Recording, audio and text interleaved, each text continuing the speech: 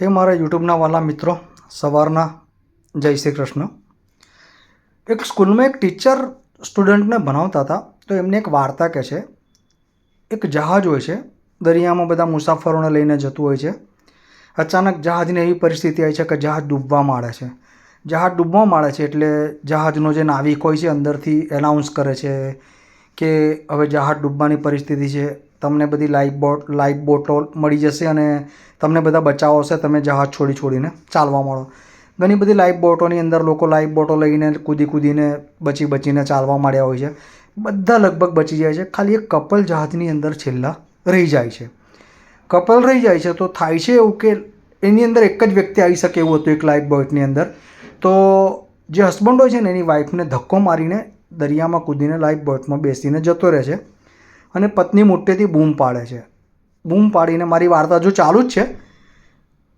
Teacher સ્ટુડન્ટને પૂછે છે કે એની વાઈફે એના હસબન્ડને શું કીધું.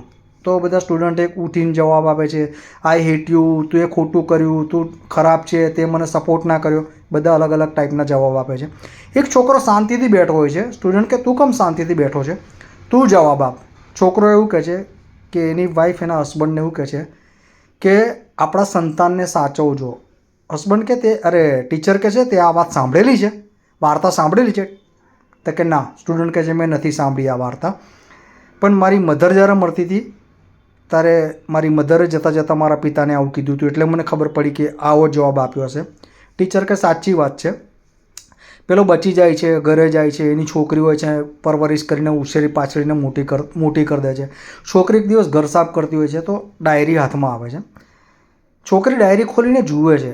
ડાયરી એના પપ્પાની આપબીતી લખેલી હોય છે. તો અંદર છેલ્લો પેરેગ્રાફ લખેલો હોય છે એની પત્ની માટે કે હું તારા વગર જીવી નહોતો શકતો, તારા વગર મારું જીવવું દુષ્કર છે, હું તારી પાછળ જ મરવા માંગતો હતો, પણ આપણી છોકરીની જવાબદારી અને ડૉક્ટરે કીધું હતું કે થોડાક મહિનાની મહેમાન છે એટલે તારી જોડે આવું કરીને હું કૂદી પડ્યો. આજે આપણી છોકરી સેટ છે. ટૂંકમાં મારી વાર્તા એ પૂરી થાય છે. તમે લોકો દુનિયામાં ઘણા લોકો પૂર્વગ્રહ માનીને સામેવાળા માણસ માટે ખોટું વિચારતા હોય છે, પણ જ્યારે સામેવાળાની ખરેખર હકીકત જાણતા હોય છે ને ત્યારે ખબર પડતી હોય છે કે આ વ્યક્તિ આ કન્ડિશનની અંદર આવા ડિસિઝન લીધા હોય છે.